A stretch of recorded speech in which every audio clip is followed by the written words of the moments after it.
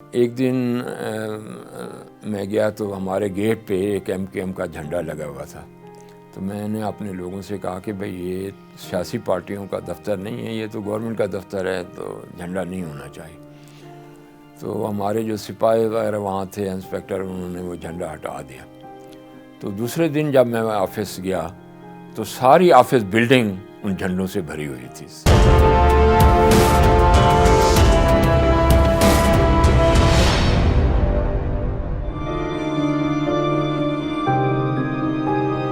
Training complete کرنے کے بعد میری جو پہلی پوسٹنگ ہوئی وہ فیصل آباد میں کوئی 5-6 مہینے کے لیے ہوئی۔ انٹیلیجنس کا کام تھا، وہاں مجھے اسسٹنٹ ڈائریکٹر انٹیلیجنس لگایا۔ میں کوئی جوائننگ کے بعد جو لاہور میں میرے سینئر تھے ان سے ملنے کے لیے جا رہا تھا، تو ڈرائیور میرا کوئی 70-80 کلومیٹر کی سپیڈ سے جا رہا تھا، تو ایک ٹرک نے ہمیں پاس کیا۔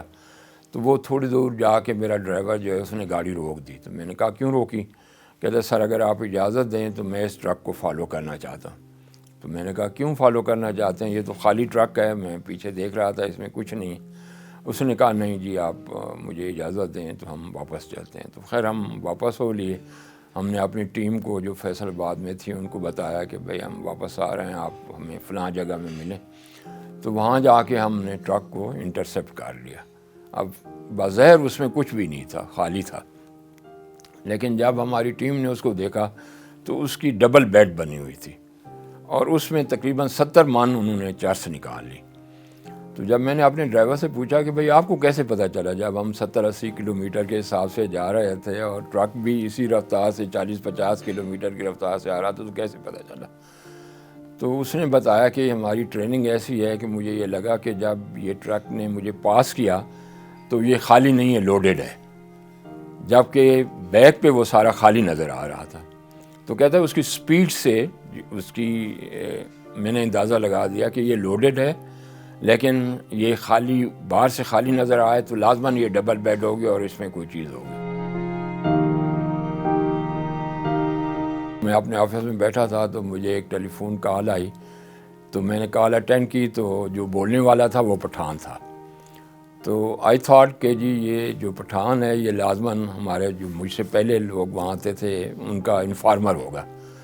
تو اس نے کہا کہ وہ پہلے صاحب مجھ سے نیازی صاحب تھے، اس نے کہا نیازی صاحب، میں نے کہا میں نیازی بول رہا ہوں۔ تو اس نے کہا جی وہ فلاں نمبر کی گاڑی ہے، فلاں کلر ہے، اس میں اتنے بندے بیٹھے ہیں، تو اس میں گولڈ لوڈ ہے، تو اگر آپ انٹرسیپٹ کرنا چاہیں۔ میں نے کہا کس روٹ پہ وہ جا رہی ہے؟ اس نے کہا جی وہ وایا گوجرانوالا لاہور جائے گی۔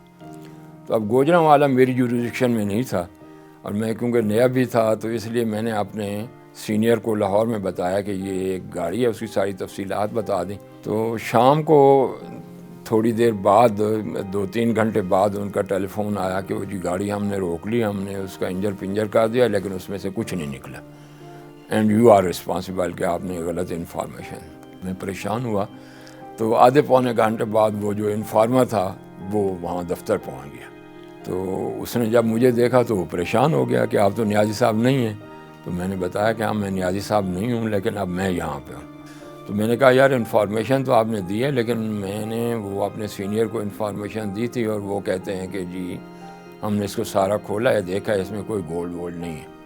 اس نے کہا میں نے خود گولڈ رکھا ہے تو کیسے گولڈ نہیں ہے اس میں؟ تو ہم رات کو کوئی 1-2 بجے لاہور پہنچے تو دیکھا کہ گاڑی ساری کھلی پڑی تھی، اور اس نے اس کے گاڑی کے وینٹیلیٹر 1974 ماڈل کرولا تھی، اس نے اس کے وینٹیلیٹر سے ایک پہ ہاتھ رکھا تو اس نے دیکھا کہ وہ فوراً ہی کھل گیا۔ اس نے کہا جی اس میں سے گولڈ آپ کے لوگوں نے یا کسی نے نکال لیا ہے۔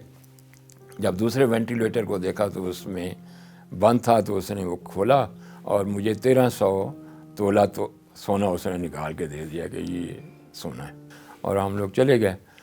تو جب میں واپس آیا تو انہوں نے مجھے FIR کی کاپی دی جو انہوں نے کی تھی، اس میں کہیں بھی ہمارا ذکر نہیں تھا کہ بھئی ان لوگوں نے کوئی انفارمیشن دی یا گولڈ نکال کے دے۔ میری جو کسٹمز میں لوکیشن ہوئی تو مجھے کسٹم ہاؤس کراچی جا کے رپورٹ کرنا پڑا، تو کوئی وہاں پہ زیادہ کوئی ٹریننگ کا ادارہ نہیں تھا، تو ہم سینئر جو ہمارے اسسٹنٹ کلیکٹرز اس وقت تھے کسٹمز، ان کے ساتھ بیٹھتے تھے۔ تو وہاں شروع میں ایک واقعہ پیش آیا کہ جس اسسٹنٹ کلیکٹر کے ساتھ ہم زیادہ بیٹھتے تھے وہ اپریزنگ انٹیلیجنس برانچ اس کو کہتے تھے، کسٹم کی انٹیلیجنس برانچ تھی، وہ اس کو ہیڈ کرتے تھے. تو وہ ایک کیس کے پیچھے لگے ہوئے تھے، ان کو انفارمیشن تھی کہ فلاں بندہ جو ہے وہ چیزیں منگوا رہا ہے ان اتھورائزڈلی، جو امپورٹ نہیں ہو سکتی لیکن وہ منگوا رہا ہے. تو اسی انویسٹیگیشن میں ہم شامل ہو گئے ان کے ساتھ. تو جب کچھ حاصل نہیں ہو رہا تھا تو انہوں نے مجھے ایک دن بھیجا کہ جا کے ان کو، جو آدمی امپورٹر تھا سامنے، کہ ان کو جا کے بتا کے آئیں کہ فلاں دن وہ آئے انویسٹیگیشن کے لیے. تو میں جب ان کے پاس گیا تو وہ انسیڈنٹلی اپنے آفس میں نہیں تھے. تو جب میں آفس میں بیٹھ گیا تو that was open for me, تو میں نے ان کی فائلیں دیکھنی شروع کر دیں. تو وہاں مجھے ایک بڑا امپورٹنٹ ڈاکومنٹ ملا جس میں یہ لکھا ہوا تھا کہ کسٹم والے میرے پیچھے انویسٹیگیشن کر رہے ہیں، لگے ہوئے ہیں. تو اب یہ جو کنسائنمنٹس آئیں فلاں فیکٹریز کی بجائے فلاں کے نام آئیں، کیونکہ اس میں صرف فیکٹریز منگوا سکتی تھیں، باقی امپورٹ نہیں ہو سکتی تھیں. تو وہ جب ڈاکومنٹس میرے ہاتھ لگا تو میں لے آیا، اپنے سینئرس کو دکھایا. تو وہ اتنے خوش ہوئے کہ فوراً وہ ہمارے جو سینئر کلیکٹر ہوتے تھے ان کے پاس لے گئے، اور میں انڈر ٹریننگ ہوتے ہوئے انہوں نے مجھے 1 سال کی پے جو ہے فوری طور پہ ریوارڈ میں دے دی. اور پھر پتہ یہ چلا کہ اس کی 25 کروڑ روپے کی چیزیں، اس وقت 1978 کی بات میں کر رہا ہوں، 25 کروڑ روپے کی چیزیں جو ہیں وہ پورٹ کے ایریا میں پڑی تھیں، جو وہ کلیئر نہیں کر سکا تھا کیونکہ وہ امینڈمنٹ نہیں آئی تھی، جو اس کے ڈاکومنٹس میں امینڈمنٹ آنی تھی. تو اس طرح سے ہمیں ایک 25 کروڑ کی اس کی چیزیں ضبط کرنے کا موقع ملا. مجھے ملک سے باہر کافی ملک کو ریپریزنٹ کرنے کا موقع ملا. میں کوئی 2 درجن سے زیادہ ملکوں میں گیا. ایک دفعہ 1994 میں مجھے چائنا جانے کا اتفاق ہوا. ان کے یہاں جب کمیونسٹ دور تھا 1994 میں، تو مجھے زیادہ کرپشن نظر آئی. اور اسی طرح جب کمیونسٹ دور حکومت تھا تو ہمارے جو امپورٹر تھے وہ ہمیں ڈاج دیتے تھے، کہتے تھے جی وہ تو کمیونسٹ کنٹریز ہیں، ان میں تو کسی کا اپنا فائدہ نہیں ہے، تو وہ کوئی غلط قیمت ہمیں نہ چارج کرتے ہیں نہ ڈاکومنٹس بناتے ہیں. تو 94 میں جب ہم گئے تو ہمارا واحد مقصد یہ تھا کہ جا کے دیکھیں کہ یہ جو ہمیں لوگ کہتے ہیں، بلف کرتے ہیں، یہ ٹھیک ہے نہیں ہے کیا ہے. تو وہاں کانگزو میں ان کا ایک بہت بڑا میلہ لگتا تھا کینٹن میں. تو جب ہم پھرے اور دیکھا تو ہم نے اپنے آپ کو پوسٹ کیا کہ ہم پاکستان سے امپورٹر ہیں اور پاکستان میں چیزیں لے جانا چاہتے ہیں. تو وہ ہر قسم کی ڈیل کرنے کے لیے تیار تھے کہ آپ جو قیمت ان کو کہیں وہ اس کے ڈاکومنٹس بنا دیں گے، باقی آپ ان کو کیش میں دے دیں. تو وہاں کافی پاکستانی گئے ہوئے تھے، تو ہم پکڑ کے پاکستانیوں کو لے جاتے تھے کہ جی ہم یہ کنٹریکٹ کر رہے ہیں ان کے ساتھ، تو آپ دیکھیں. تو وہ جو ایک ہوا بنا ہوا تھا کسٹمز کے لیے اور ہمارے لیے کہ کمیونسٹ کنٹریز میں کوئی ڈاکومنٹیشن کی غلطی نہیں ہوتی، کوئی مس ڈکلیریشن، غلط ڈکلیریشن نہیں ہوتے، تو وہ ایک طریقے سے 94 میں ختم ہوا. میں کچھ عرصہ سینٹرل ایکسائز کراچی میں تھا. تو ایک دن میں گیا تو ہمارے گیٹ پہ ایک MKM کا جھنڈا لگا ہوا تھا. تو میں نے اپنے لوگوں سے کہا کہ بھئی یہ سیاسی پارٹیوں کا دفتر نہیں ہے، یہ تو گورنمنٹ کا دفتر ہے، تو جھنڈا نہیں ہونا چاہیے. تو ہمارے جو سپاہی وغیرہ وہاں تھے، انسپیکٹر، انہوں نے وہ جھنڈا ہٹا دیا. تو دوسرے دن جب میں آفس گیا تو ساری آفس بلڈنگ ان جھنڈوں سے بھری ہوئی تھی، سب جگہ جھنڈے لگے ہوئے ہیں، چھت پہ، دیواروں پہ. تو پریشانی ہوئی تو ہم نے دوبارہ ان کو بلایا تو وہ سارے گینگ اپ ہو کے آ گئے. انہوں نے کہا نہیں جی یہ تو MQM کا علاقہ ہے اور MQM کے جھنڈے لگے رہیں گے. تو پھر یہ کہ ہم نے MQM کی سینئر لیڈرشپ کو کہا کہ بھئی یہ دیکھیں آپ اس کو ذرا صحیح کر دیں.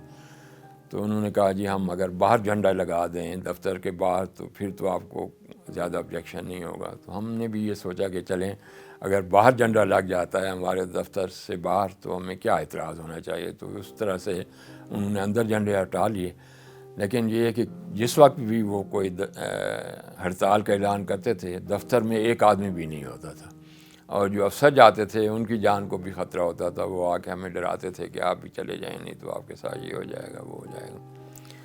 ایک دفعہ میرے ساتھ یہ ہوا کہ کسٹم ہاؤس میں کلیکٹر تھا. تو ایک لو لشکر کافی سارا باہر سے آواز آئی اور اتنے میں انہوں نے آ کے میرے کمرے کے دروازے کو ٹھڈا مارا اور اندر داخل ہو گئے. تو ایک MNA صاحب تھے MQM کے وہ اور ان کے ساتھ 15-20 آدمی اور تو وہ آ کے بیٹھ گئے کرسی کھینچ کے اور کہنے لگے کہ یہ صاحب میرے ساتھ جو ہیں ان کا کام کرنا ہے. میں نے کہا کیا کام ہے؟ انہوں نے کہا جی ان کی کنسائنمنٹس آتے ہیں، امپورٹس آتے ہیں اور آپ ان کو تنگ کرتے ہیں، ان کو قیمتیں بڑھا دیتے ہیں، ایگزامینیشن پراپر کرتے ہیں، تو یہ آئندہ سے نہیں ہونی چاہیے. تو میں نے کہا کہ بھئی یہ تو نہیں ہو سکتا، یہ ہماری ڈیوٹی ہے، ہمیں یہ کرنا پڑے گا. تو انہوں نے کہا کہ جی ہم آپ کو 2-3 دن دیتے ہیں کہ اگر آپ اپنے آپ کو ٹھیک کر لیں تو ٹھیک ہے، ورنہ آپ کا ہم بندوبست کریں گے. تو I must give credit to Abdul Sattar کو جو ان کے اس وقت میئر تھے کہ میں نے ان کو ٹیلی فون کیا کہ بھئی یہ آپ کے ایک MNA صاحب آئے اور انہوں نے یہ کی. تو سیکنڈ ڈے وہ MNA صاحب دوبارہ واپس آئے، انہوں نے معافی مانگی اور کہا کہ جی وہ میری سینئر لیڈرشپ جو ہے انہوں نے مجھے کہا ہے کہ جی یہ کیونکہ کام ٹھیک کر رہے ہیں، ایمانداری سے کر رہے ہیں اور اپنے لیے کچھ نہیں کرتے تو ہمیں ان کو تنگ نہیں کرنا. کراچی بدامنی کیس جو ہے وہ سپریم کورٹ نے سو موٹو ٹیک اپ کیا. چیف جسٹس صاحب اور سارے ججز صاحبان نے یہ سوچا کہ ہم کسی ایسے آدمی کو سلیکٹ کریں کمیشن کے طور پہ جس کو کسٹمز کے کام سے اور ٹیکسیشن سے واقفیت ہو. انہوں نے مجھے سنگل پرسن کمیشن بنایا اور اس پہ مجھے انہوں نے 1 مہینے کا ٹائم دیا کہ اس میں آپ رپورٹ دیں گے. تو میں نے سارا وہاں بیٹھ کے اور چیزوں کو دیکھ کے تو رپورٹ دی. اس میں MQM سے ریلیٹڈ بھی ایک کویسچن تھا کہ بھئی ان کا کیا ہے. تو میں نے اپنی تحقیق کے دوران پایا کہ KPT اور پورٹ قاسم پہ انہوں نے ایک طریقے سے اپنی مناپلی کریٹ کر لی تھی. اتنی زیادہ انہوں نے لوگوں کو بھرتی کیا تھا جو صرف انہی کے لیے کام کرتے تھے اور ہماری پورٹس جو تھیں تقریباً غیر محفوظ تھیں کہ آپ کسی جگہ بھی جہاز کو یا کشتی کو روک کے اس میں سے جتنا اسلحہ چاہیں، جتنی چیزیں چاہیں وہ نکال لیں. تو اس پہ کافی میں نے ریکمنڈیشنز دیں اور یہ مجھے خوشی ہے کہ اس وقت کے چیف جسٹس نے اور ججز نے کافی انٹرسٹ لیا اور وہ کافی ساری ان میں چیزیں امپلیمنٹ ہوئیں. جام صاحب آ گئے، جام صادق صاحب، تو ان کا بھی کافی ایک طرح سے اثر رسوخ ہوتا تھا. وہ بھی چاہتے تھے کہ ان کی مرضی کے مطابق کام ہوں. ایک دفعہ کچھ لوگ ان کا ایک لیٹر سا لے کے آ گئے چیف منسٹر آفس کا، اوپر ساری سٹیمپس لگی ہوئی چیف منسٹر کی کہ جی یہ انہوں نے لکھا ہے. تو وہ کھول کے میں نے خط پڑھا تو اس میں لکھا ہوا تھا کہ یہ بندہ میں نے بھیجا ہے تو ان کا کام فوراً کر دیا جائے. تو میں نے کہا بھائی کیا کام ہے؟ انہوں نے کہا جی ہمارے 5 کنٹینر آئے ہوئے ہیں اور ہم کہتے ہیں کہ جی ان کو ایگزامن نہ کیا جائے، جو کچھ ہم نے ڈکلیئر کیا ہے وہ بس سمجھ کے اس پہ ٹیکس کر دیا جائے. تو میں نے کہا یہ پاسبل نہیں ہے، ہم نہیں کر سکتے. تو انہوں نے کہا جی ہم جام صاحب کو جا کے بتا دیں. میں نے کہا ہم بتا دیں. تو کوئی 4-5 دن بعد وہ پھر میرے پاس واپس آئے. تو میں نے پوچھا کہ بھائی ہاں کیا بات ہے؟ تو کہنے لگے کہ ہم نے جام صاحب کو جا کے بتایا تو جام صاحب نے ہمیں کہا کہ مجھے 2 دن دیں تو پھر میں آپ کو بتاتا ہوں. تو 2 دن بعد ہم گئے تو انہوں نے کہا کہ جی کیونکہ ایک آنیسٹ آدمی ہیں، اچھے آدمی ہیں اور ان کی اچھی ریپوٹیشن ہے تو میں اس وجہ سے کوئی مداخلت نہیں کرتا. آپ ان کے پاس جائیں، آپ اپنا صحیح کام بتائیں تو شاید آپ کا صحیح طریقے سے ہو جائے. کراچی میں میری زیادہ تر پوسٹنگ رہی. ایک واقعہ جو مجھے ایز اسسٹنٹ کلیکٹر پیش آیا وہ یہ ہوا کہ اس وقت نئی گاڑیاں کافی امپورٹ ہوتی تھیں. تو پتہ نہیں مجھے کیا سوچی، میں اس وقت انٹیلیجنس میں ہی تھا، کسٹم ہاؤس کی انٹیلیجنس میں اسسٹنٹ کلیکٹر. تو مجھے کیا سوچی کہ میں نے جن جن لوگوں کے نام گاڑیاں آئی تھیں سب کو لیٹر لکھ دیے کہ آپ بتائیں کہ یہ گاڑی آپ کی ہے یا نہیں ہے. تو accept 2 or 3 in 100 people applied کہ جی یہ گاڑیاں ہماری نہیں ہیں. وہ ہم نے جہاز روک دیے، گاڑیاں روک دیں.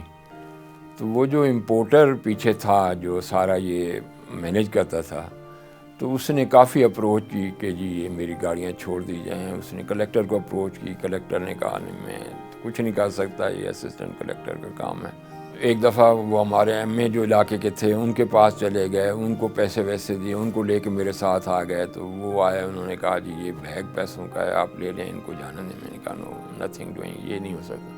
تو پھر ان کو پتہ نہیں کیا سوچی کہ وہ آئے اسلام آباد، انہوں نے کچھ پیسے ویسے دیے، گاڑیاں دیں، اور میرا وہاں سے تبادلہ ہو گیا اور ان کی ساری گاڑیاں ایک طرح سے ریلیز ہو گئیں.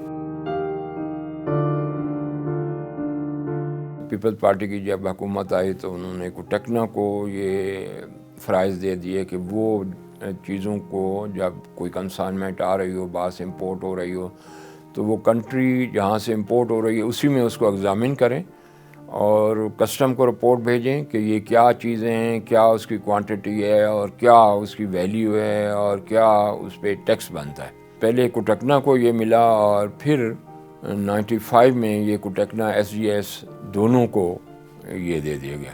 تو مجھے یہ اندازہ ہوا کہ یہ کمپنیز جو انٹرنیشنل کمپنیز ہیں یہ اس قابل نہیں ہیں کہ وہ صحیح طور پہ چیزوں کو ایگزامن کر سکیں یا چیزوں کی اسیسمنٹ کر سکیں یا ہمیں صحیح طور پہ ٹیکس دے سکیں.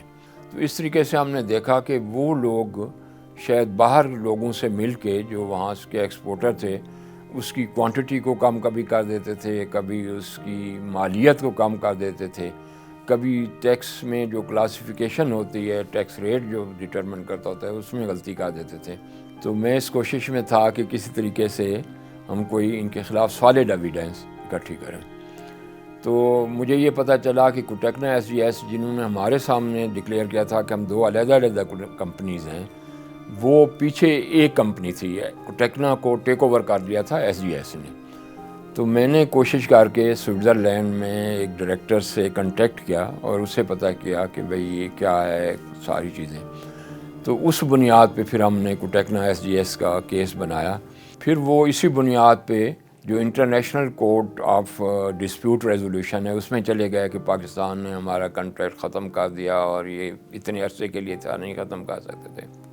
تو جب ہم انٹرنیشنل کورٹ میں ان کے خلاف ایویڈنسز لے کے گئے تو فوراً انہوں نے اپنا کیس بھی ڈرا کر لیا اور الٹا ہمیں کمپنسیشن گورنمنٹ آف پاکستان کو کمپنسیٹ بھی کیا. میں کلیکٹر تھا تو ایک صاحب میرے پاس آئے اور انہوں نے کہا جی کسٹم والے میرے ساتھ بہت زیادتی کر رہے ہیں، یہ قیمت بہت بڑھا رہے ہیں اور قیمت اتنی نہیں ہے جتنی یہ کہتے ہیں. تو میں نے دیکھا کہ اس کے ساتھ ایک ینگ سا نوجوان بچہ بھی ساتھ ہے. تو میں نے کہا یہ تمہارا بیٹا ہے؟ تو کہنے لگا ہاں میرا بیٹا ہے. تو ایک دیہاتی سٹائل میں نے کہا کہ بھئی اگر آپ اس کے سر پہ ہاتھ رکھ کے کہیں کہ جو آپ کہہ رہے ہیں ٹھیک ہے تو میں آرڈر کر دیتا ہوں، آپ کی کنسائن چھوڑ دیتا ہوں. تو اس نے اپنے بیٹے کے سر پہ ہاتھ رکھا اور کہا کہ جو میں کہہ رہا ہوں ٹھیک ہے. تو میں نے آرڈر کر دیا کہ جی اس کی کنسائنمنٹ چھوڑ دی جائے. تو کنسائنمنٹ چھوڑ دی گئی. دوسرے دن میں نے دیکھا کہ وہ بندہ پھر روتا پیٹتا آ گیا اور بچہ بھی ساتھ ہے اور اس کی بیوی بھی ساتھ ہے. تو وہ مجھے آ کے کہنے لگا کہ یہ میرے بیٹے نے جا کے میری وائف کو بتا دیا کہ آج میرے باپ نے میرے سر پہ ہاتھ رکھ کے قسم کھائی ہے، تو وہ کنسائنمنٹ لے آئے ہیں، تو یہ میرے باپ نے بہت زیادتی کی ہے. تو اس کی بیوی نے اس سے کافی لڑائی کی کہ بھئی یہ کیسے ہو گیا کہ تم نے میرے بیٹے کی قسم کھا لی. تو وہ میں نے کہا کہ بھئی کیا صحیح قیمت کیا ہے؟ تو جو کسٹم والے کہتے تھے اس سے بھی 2 گنا قیمت اس نے کہا کہ یہ قیمت ہے، اور اس پہ اس نے سارا پھر ایک طرح سے ٹیکس پے کر دیا.